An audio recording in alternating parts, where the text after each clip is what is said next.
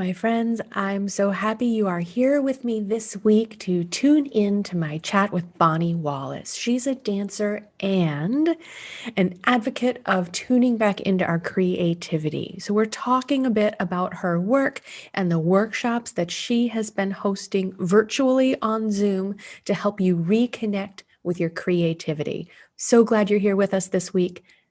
Enjoy the show.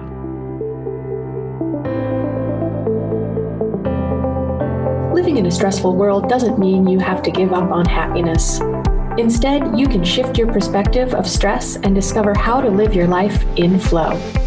Welcome to Happified. I'm your host, Susi Vine. Join me for inspiration and interviews with folks who are shining their light in the world in the areas of positive mindset, health, and wellness. I'm so happy to have you here.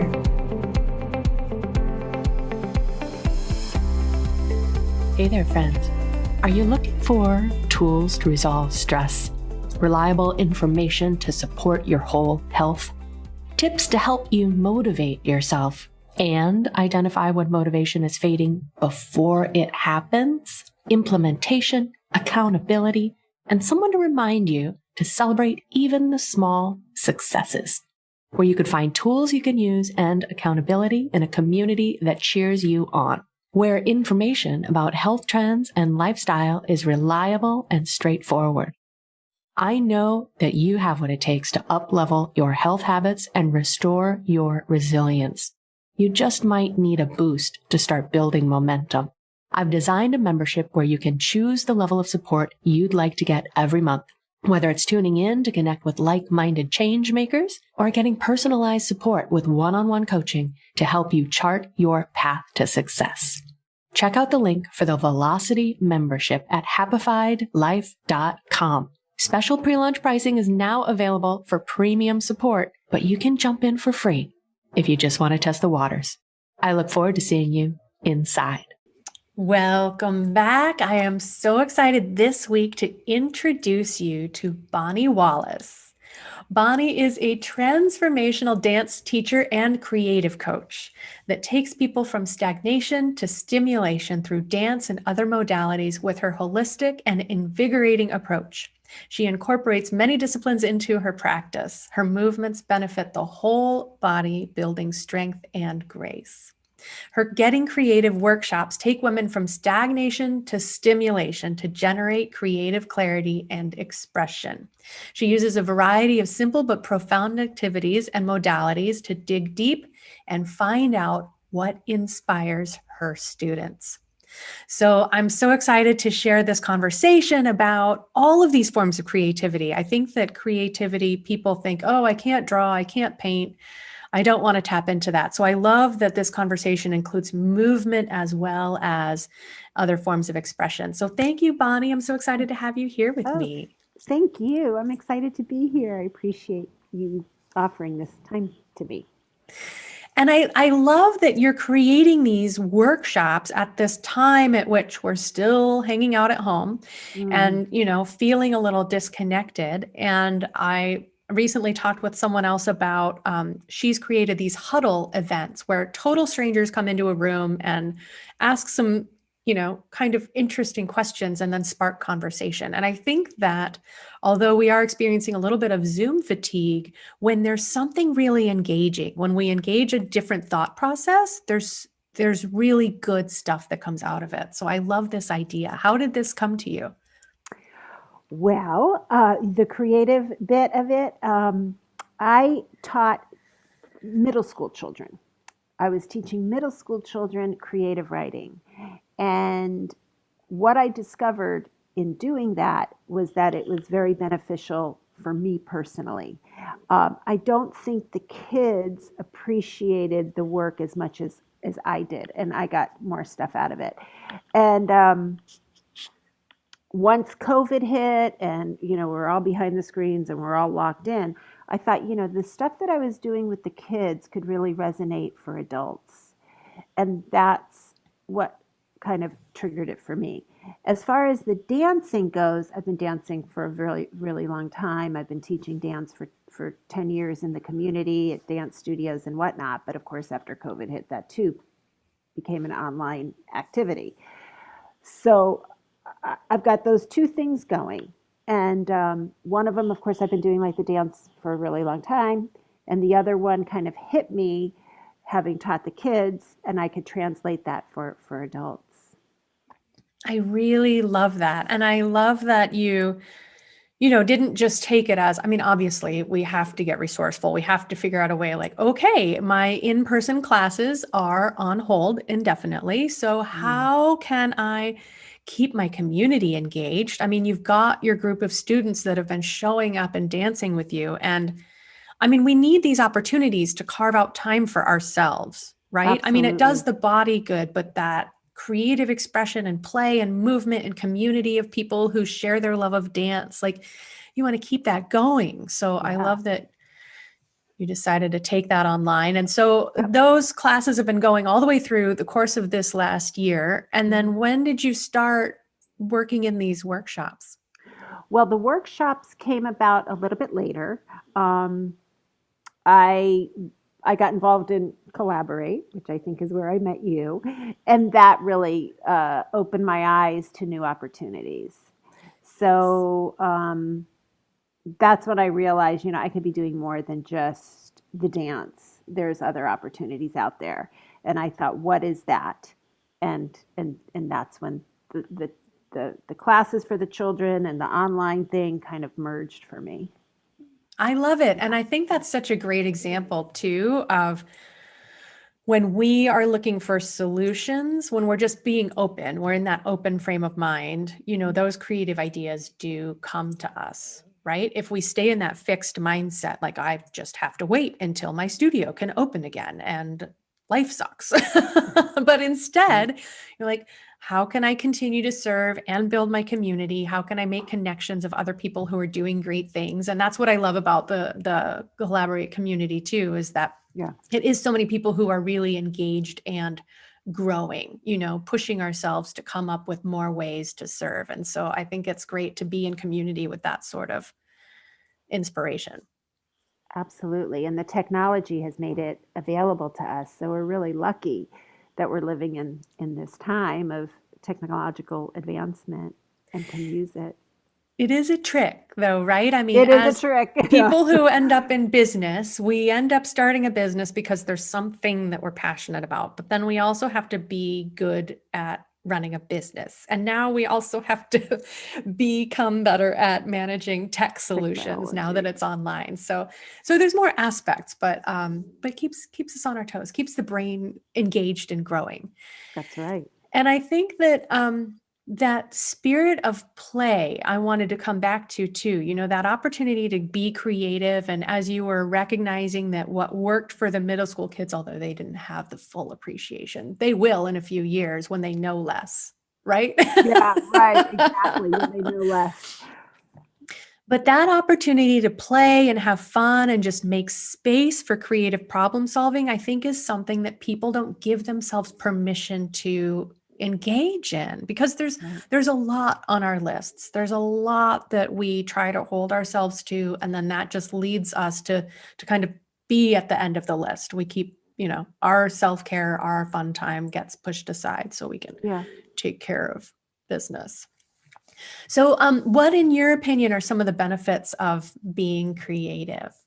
Oh, there are a lot of benefits. But going back to your first point Yeah. about not taking time for ourselves, I think one of the things too is that there's some myths about there about creativity, and that is you're either a creative person or you're not. You're right brained or you're left brained, and if you don't draw or paint or sing or dance or whatever it is, you're just not a creative person.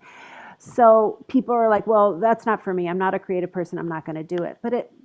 But really, we are all creative, and being creative is about making connections. It's about making connections and also trusting yourself.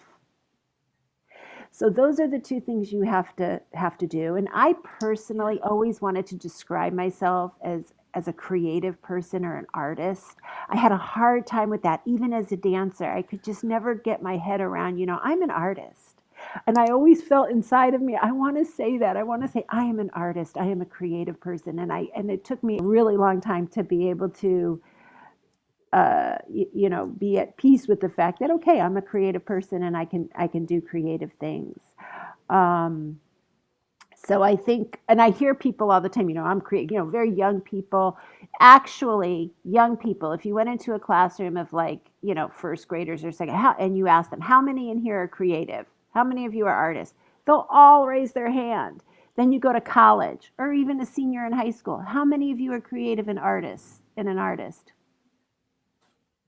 Maybe one, maybe two, right? So we Hmm. get that creative streak almost beaten out of us. I mean, not literally, but you know, we're sort Yeah. of told that, especially in school, there's a right answer and there's a wrong answer, right? You either get the question right or you get the question wrong. There's no middle ground. So I too dealt with that. And, now I realize that being creative is about making connections and taking things like you said earlier and refocusing them and making it happen. But I also realized I have to trust myself and allow that to be. Yeah, I think that's So such a really powerful point. And it's almost going back down the timeline to that point at which we felt we had all this possibility, where we didn't put limits and say, oh, I'm not creative because I don't do it right, And then along the way, we get these influences or feedback. And then that, I love to call it inner gremlin, like Rick Carson, starts to say, oh, well, that's not what you're good at. So you'd better stay in this lane. That's not your lane, exactly. right? You don't get rewarded in that lane. You better stay over here. That's right. Exactly. And like even in art, like if you're not coloring, my kids went to an art school, a really wonderful art school, but they taught you exactly how to paint a particular picture. And then they were going to present some of their art in the coffee shop, in the local coffee shop. And I brought one of the pictures that my son did, and it was of a evening sky, but there was snow on the ground and there was smoke coming out of the chimney, and it was really pretty. And I happened to really like this one. And the teacher said to me, we cannot show this picture. I said, why not? She said, this picture was supposed to be done during the daytime, but I allowed your son to paint it at night and paint it with snow. But it's not supposed to have snow and it's not supposed to be at night. So there is no way I can show this picture. My boss would fire me. And I was like, okay, let's take a different picture then, because but I could not believe it. I mean, here they are going to an art school, and because they are so, you were supposed to paint the picture exactly how it was in the booklet. So she told me I couldn't pick that picture. I mean, you know, so My this, mind is blown. I know, it's like, We wonder why we have so much recovery to do when it comes to giving ourselves permission to play and color outside the lines, right? exactly. I mean, at least in the class, she allowed him to do it and she didn't, so I'm grateful for that. Like, she wasn't like, no, you can't make that at night, and no, you can't put snow on the ground. So at least she didn't do that. But still, there's that conditioning, right? Where it's like, well, we cannot show that picture. My boss would, that was not supposed to have snow and that was not supposed to be at night. Rules. Now, there Rules. are rules for creativity, and I kind of told you what they were, sort of. Number one, you have to trust yourself. So, if you can trust yourself, that's good. And number two, you have to trust that other people are not going to judge you. So, if you're in a creative environment, right, you can't have somebody say, oh, geez, you can't, Let me have you go back to we that. lose. Start with, yeah, it just held up for a little minute. So you have to trust other people are not going to judge you. Let me have you go back to that part. Okay. So the two rules, you have to trust yourself, right? You have to trust yourself, but you also have to trust that other people are not going to judge you if you're in an environment with other people, and they're not going to say, you can't make that picture a night picture. That's so stupid. You can't have that. That's that. So those are basically the two rules of creativity. But I will say too, sometimes having structure in creativity works better than just do whatever you want. Doing whatever you want is a little overwhelming. It's a little bit too open ended and people don't know where to start. So a lot of times, the creative prompts are really good. Having, sometimes almost thinking in the box is a way to get more creative. Um, it depends, but I'm just going to throw that out there because I know that there's a few myths about, you just, open the floodgates and just do whatever you want, and that's going to spur creativity. And it actually, it sometimes doesn't work. I think that's So really there are helpful processes. because I think Yeah. that people might feel that, right? And I've certainly had those moments, and I have a Bachelor of Fine Arts. And I, at the age of Oh, 44, wow. am working on feeling like I am a creative person. So there is another case in point. We've all got some stuff to work through. But when I sit Yeah. down in front of an empty canvas, which is not nearly often enough. I mean, what have I been doing this last year? Well, I've been trying to build a business, but I sit down in front of an Yeah. empty canvas and I'm just like, I don't know. Right. And so that's such a good point. If you feel like you're not creative just because you don't have that image spring to your mind and you're like, this is what I want to create, that I think can start to hold some people up too in and of itself. So I love that you're like, let's start with a prompt. Let's work with the framework and then decide what rules we want to break. Right. Like, Exactly. and go for it. Exactly. There you go. So there's been studies about this. For instance, they've told children they're looking at a clock, okay, and you see like the second hand go around, and they ask the kids, "What else could you use for a second hand going around rather than just like the stick?" So they might say, a pretzel, or a toothpick, or a pen. And then if you ask them, what animal could you use? Or what is something alive that you could use? It gets them thinking, really differently, right? You would never think like a snake or a worm or a cat's tail. I mean, it just wouldn't necessarily come to you until you ask a different question.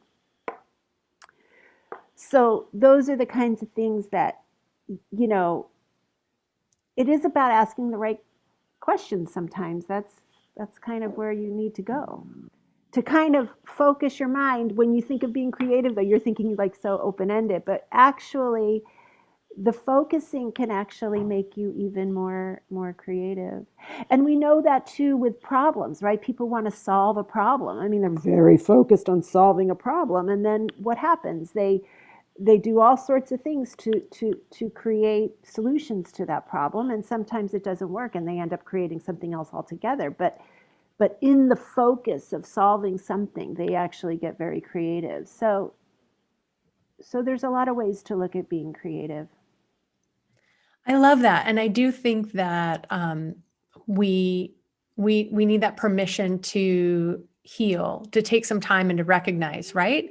Because that first rule that you have to trust yourself. Like that's where a lot of us have gotten hung up. We start to hear that voice, be That's it the right. teacher, the parents saying, "Oh my gosh, you colored marker on the walls," whatever it was that Right. we did and broke rules. And then we stopped trusting ourselves. So I think that's why it's so wonderful, with this opportunity to have a workshop where it's like to have permission to play, to color outside the lines, to get validated. Like whatever choice you make, it's a great choice. Make your Right. choice. Make another choice after that. That's right. Yes, exactly. Are there, So, so you mentioned there are some myths about creativity. Are there some others too that we oh haven't? yeah. So this idea that there is a right brain and a left brain, right? So Oh, the right yeah. brain people are creative and the left brain people are more logical. That is unequivocally not true. And they, now that they've done the brain imaging and whatnot, they know that to not be true. So when you're being creative, you're using all of your both right brain, left brain. It's all working and everything is lighting up. And that's why being creative is also so valuable to our health, mentally and emotionally and physically, because it does use so much neurological gray matter that's happening. And they've done studies also with seniors that have said that being creative is the single most beneficial thing that they could do in terms of extending their life and reducing mortality. So I know a lot of people want to do crossword puzzles, and that's good, and Sudoku puzzles, and that's good, and even staying physically active, of course, is very, very good. But it turns out that being creative really gets everything going. And plus, you feel proud of yourself. It gives you more confidence, um, Mm-hmm. kind of have a purpose. It reduces stress. So it really does do it all in one activity. I And they love that. discovered that. And I think that's really powerful information to have too, that it's not just oh, you're only using your right brain, and I always get it confused which one is Yeah, I which know. is It funny seems because like right brain should be more logical, but it's the opposite. Yeah. yeah. Yeah, and that it does stimulate all the faculties, not just that out of the box thinking, but also the right. And when you give Mhm. yourself that space, other solutions, other connections start to come together too, which is what I always love about that, getting into that zone. Right. And so the other myth we kind of talked about is that, you need to kind of go out into the middle of nowhere. You need to just, clear your mind of everything before you get this inspiration.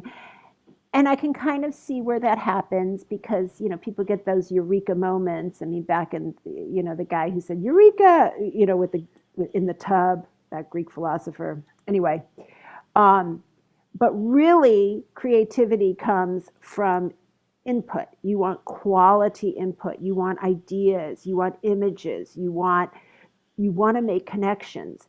And then oftentimes what happens, you're in the shower or you're driving and you're not thinking about it, and aha, you have that eureka moment. But it's not because, you specifically went out to think about nothing to clear your mind, right? I mean, it's you're intaking things, and then when you relax into it, it kind of bubbles up into you. So I know some people think, I'm gonna go away for a week and get really creative and just sit in silence and and I mean, meditation is good. I'm not trying to say, but you do need input. You do need stimulus to be creative. It doesn't just happen out of nowhere. I think that might be one of the myths, that it just sort of happens out of nowhere. Yes. Yeah. And I think that really goes to exactly what you were saying before. Like with a couple of prompts, with a little bit of structure, then we feel safer to explore and start pushing the boundaries, right? It's a little Right, less intimidating than sitting there and being like, I don't know where to begin. right, exactly.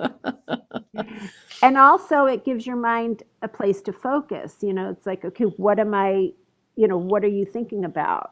It's hard to like multitask and just think about everything. So you kind of need some some direction. Yeah. Yeah. So those are a couple of the myths, and there are a lot of benefits. Like I talked about the health. Um, a lot of times they say being creative will save you money. It'll save you money because, well, if you're creative enough to fix things, that could save you money. But it also, in my opinion, you feel more filled up. I think a lot of people shop to fill themselves up, right? So it's like, I mean, now even in the time of COVID, you're like online, like looking for that special something, like what can I buy? What can I buy? What can I buy? Right. What do I want? What do I want? What do I want? And when you're doing creative things, you're spending your time with that, and it fills you up, and you're like, I don't need anything, I don't want anything, I just want my paper and my pen and my crayons or whatever it is. um, so it could really help you save money that way. I love that. That is such a great insight. And I think that's absolutely true. If I mean, because that's how we fall down that rabbit hole of shopping online is, well, we have extra time and oh, I'm already here. Or how do I need to round up this basket so I don't need to pay shipping? And we just keep on, right? Clicking, clicking. Yeah. And if we have that fulfillment elsewhere. That's terrific. We do not need more stuff. We do not need more stuff. Exactly. So that really, yeah, that's another kind of benefit. And it can also make you more productive. That was the other thing. So Ooh. that creativity can do. And of course, it solves problems. It can make you more productive. It can give you more inspiration. You feel like you've done something, and when you do one thing, you're ready to do something else, and and so it goes. The tree starts to grow. Yes, that momentum, The right? momentum. Yeah, I love to try to illuminate that, and even emotionally, we get stuck in these lower vibration emotions, and it's a matter of inertia. It takes something to get us out of that, right? So if we're in that momentum of possibility and creativity, and then we're working at a higher level, in my opinion, Yeah, vibrationally, we're calling in more things, we're engaging, we're curious. exactly. All of Yeah. that. Yeah. And I love what you were saying earlier too about how it can help us feel better about ourselves. And I think that having self-esteem or feeling worthy is an issue that so many of us struggle with. And Hmm. it's, maybe not okay to talk about. We don't feel like we can look for resources or support in those areas. It's kind of like an inside job. Whereas Mm, when we can really tap into something and be like, I made that.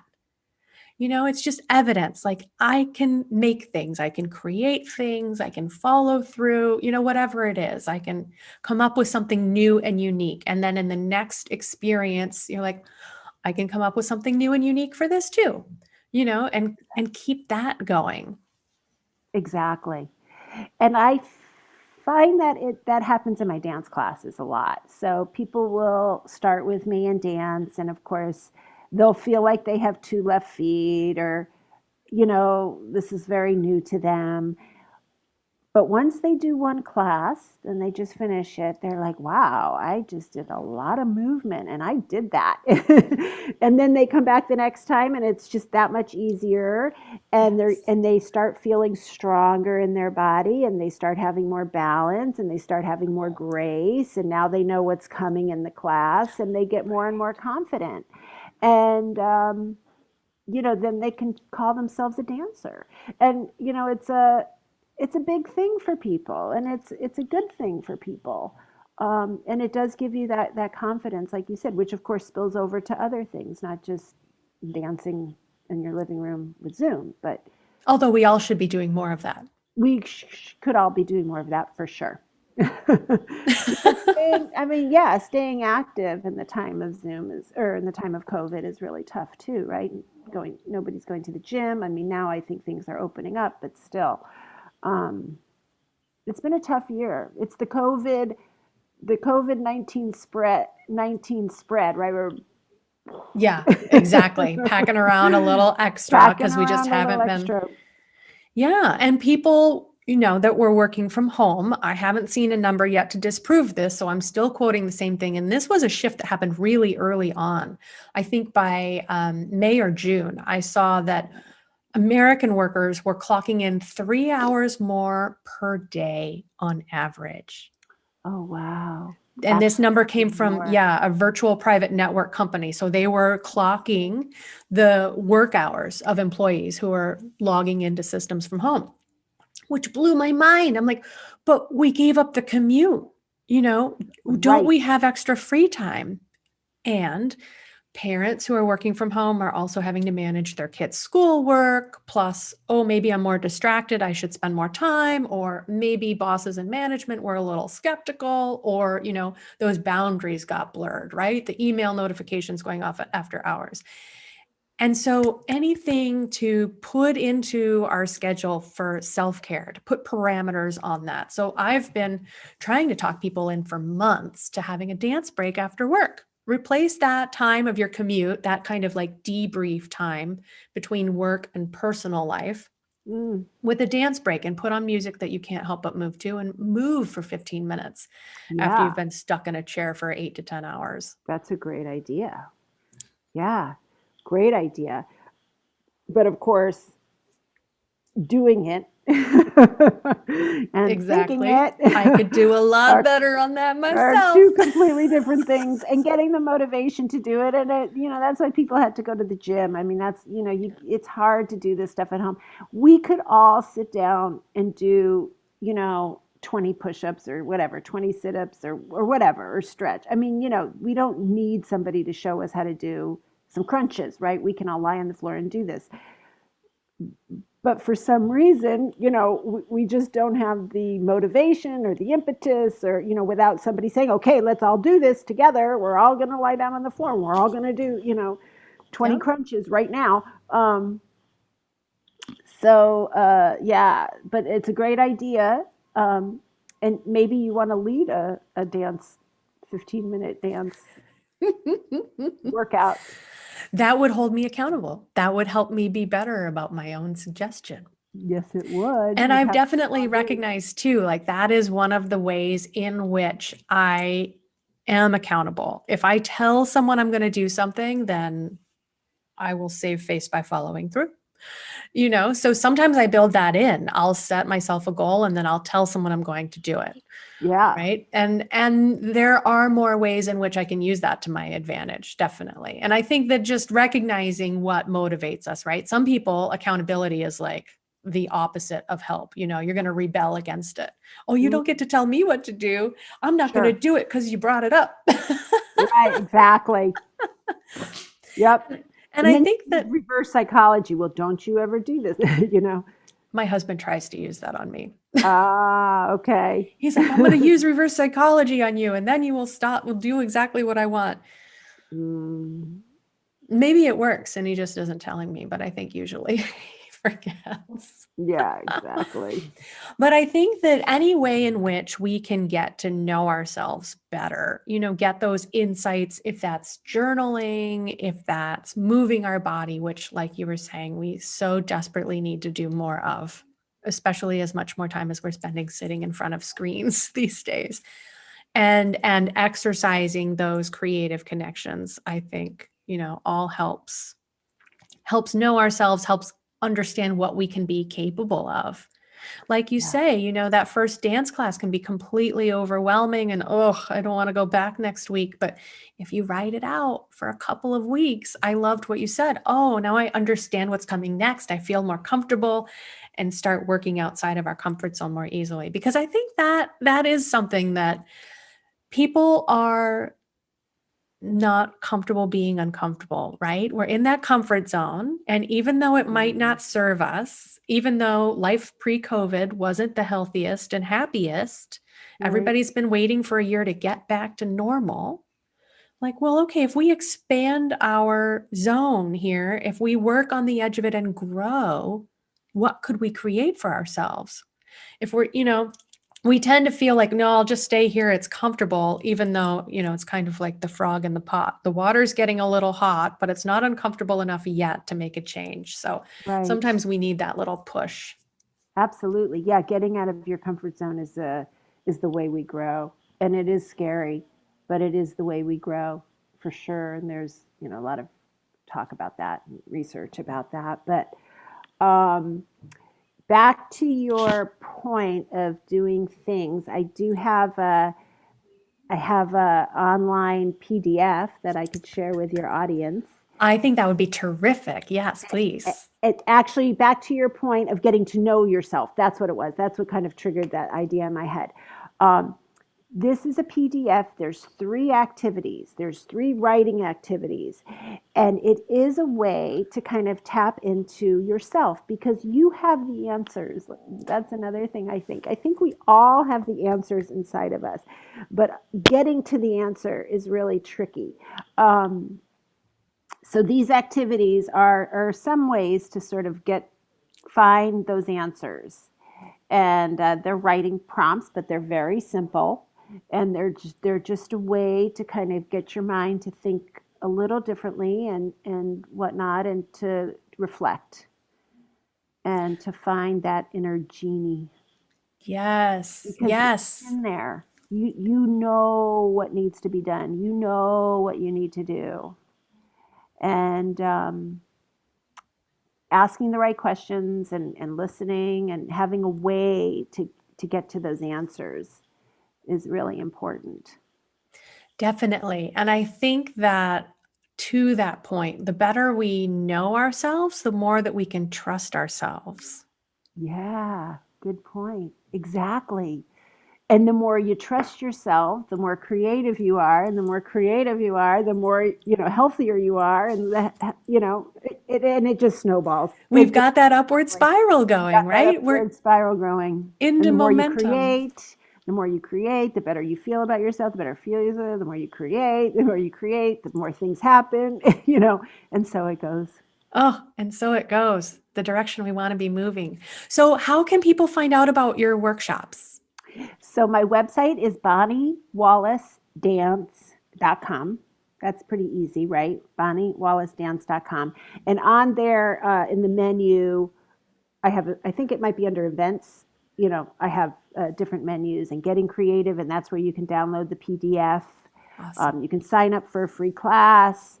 You can find out about workshops. So it's all there if you go to bonniewallacedance.com. Beautiful. I love it. So, whether it speaks to getting your body moving, coloring outside of the lines, all of the above. Yeah. Yeah. So, of course, your guests, your listeners are also welcome to sign up for a free online dance class. They can do that on Bonnie Wallace Dance too. They can see the schedule and register and sign up for a free class. And Awesome. you need about 6 by 6 minimum space, I would say. Obviously the Zoom, the computer, in a place that you can move.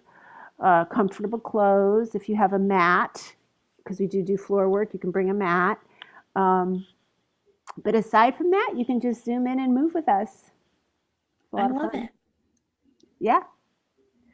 Terrific. And I do think that, even when we get back to normal, the dread Yeah. I'm probably the only one that's like, I don't want to go back to normal. But when we resume in real life interactions, I think that some of this is going to stick with us, because when you don't have to drive, in the midst of crazy snowstorms in Texas, like we had this last week. Of course, Sure. this episode will come out in a month or so, but it's just that much easier. It's one less hurdle to overcome to get your body moving in a dance class, to sit down and give yourself block of time in which I've committed to get creative. I'm going to play around and work with some different media and, yeah, give myself this space. So I think that this online platform, even though we're a little cranky with it right now, I think that there's so much benefit, and I hope that this does continue to bring down barriers.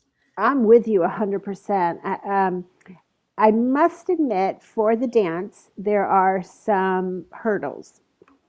I even after I left the dance studio and came on Zoom, I did lose quite a few of my students who could not transfer to the online for different reasons. They didn't have a good computer, they didn't have a good home life, place in their home. They have a small apartment, whatever it was. They've got kids running around. Um, they've got dogs. They just couldn't. And their mindset too. It's like we were in the studio and Mhm. I don't know if you've ever gone to the gym or a class, but it's like getting to the studio is sometimes the hardest part, right? It's like, Right. oh, do I really want to go? Do I really, really want to go?